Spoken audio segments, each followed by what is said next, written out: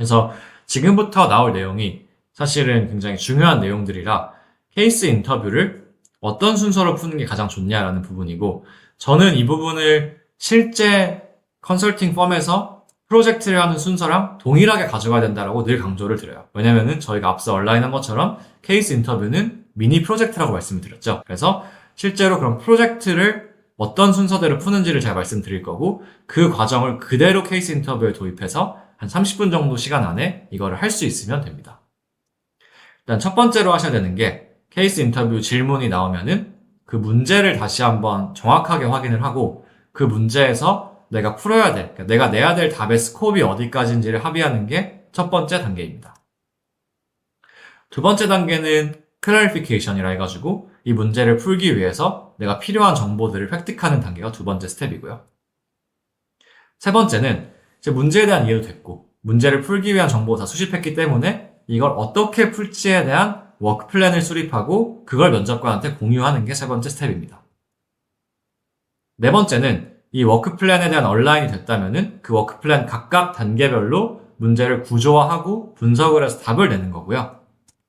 마지막은 지금까지 푼 문제를 다시 말아 올려서 답을 내는 answer delivery, 결국 요약하는 단계로 구성이 되어 있습니다.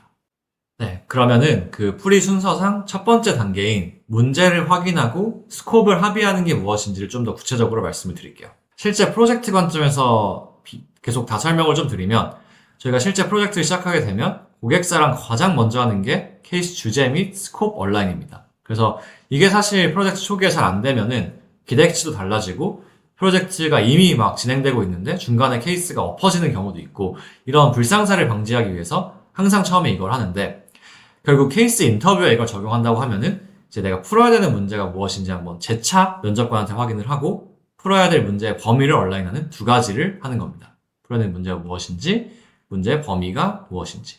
그래서 예를 들면 면접관이 고객사는 A라는 삼겹살집이고 3년간 장사가 안 돼서 고민이다, 조언을 해달라라는 케이스를 냈다면, 첫 번째로 이 문제를 명확하게 하고 두 번째로 스코핑을 하는 거죠. 그래서 명확하게 한다는 건 결국 장사가 안 된다는 게 매출이 빠진 건지 비용이 오른 건지 둘 다인지를 얘기하는 거고, 스코핑은 이 원인 파악만 하면 되는지 해결책까지 제시를 하는지 어디까지 푸는지를 정의를 하는 거죠. 그래서 이제 문제를 명확하게 하고 스코프를 얼라인하고 시작하는 게 가장 중요하고요. 그리고 요즘에 또 라운드가 뒤로 갈수록 문제가 1분이 넘어가는 굉장히 긴 문제들도 많이 주어지는데, 그럴 경우에는 주어진 정보를 정리하고 그거를 잘 이해했는지 면접관과 다시 한번 얼라인하는 과정이 이 단계에서 필수적으로 필요합니다. 그다음 이제 두 번째, 문제가 무엇인지 잘 이해가 됐고 우리가 풀어야 될 게 무엇인지 명확해졌다면은 클래리피케이션을 해야겠죠. 그래서 클래리피케이션은 실제 프로젝트 관점에서 보면은 리서치 단계에 해당이 됩니다.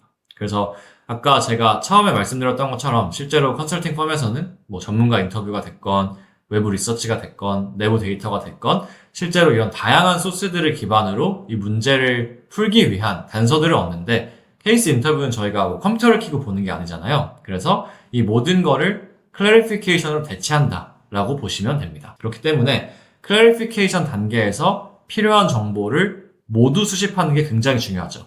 그래서 이거를 이제 정보 수집 단계다 라고 이해하시면 되고요. 그래서 클래리피케이션에서 되게 중요한 거는 여기서 이제 답을 물어보면 안 됩니다. 그래서 예를 들면은 매출이 떨어진 원인을 파악하는 문제라고 하면은 혹시 이러한 이유 때문에 매출이 떨어진 건가요를 클래리피케이션 때 물어보면 안 되고, 이 매출이 떨어지는 거를 분석하는 거는 이후의 얘기고, 이 비즈니스를 이해하는 데 필요한 질문들을 하는 거죠.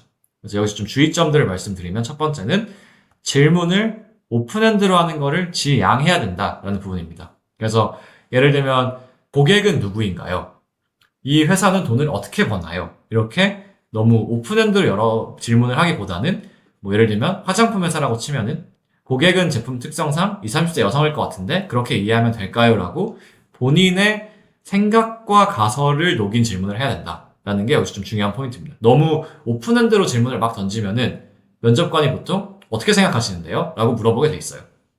그 다음 두 번째는 질문을 할 때 이 정보를 어디에 쓸지 미리 생각하고 물어봐야 된다는 부분입니다. 그래서 보통 기계적으로 클래리피케이션 하는 분들이 그냥 다 물어봐요. 그래서 불필요한 것까지 다 물어보는데, 그럴 경우 면접관이 그 정보가 왜 궁금한가요? 왜 필요한가를 물어봤을 때 뭐 그냥요라고 얘기할 수는 없잖아요. 그래서 그게 나는 뭐 매출 분석을 할 때 이러이러한 관점을 쓸 것 같다 라는 답이 있어야지만 그 질문에 대한 답을 해주기 때문에 저는 이것도 굉장히 중요하다고 생각을 하고요.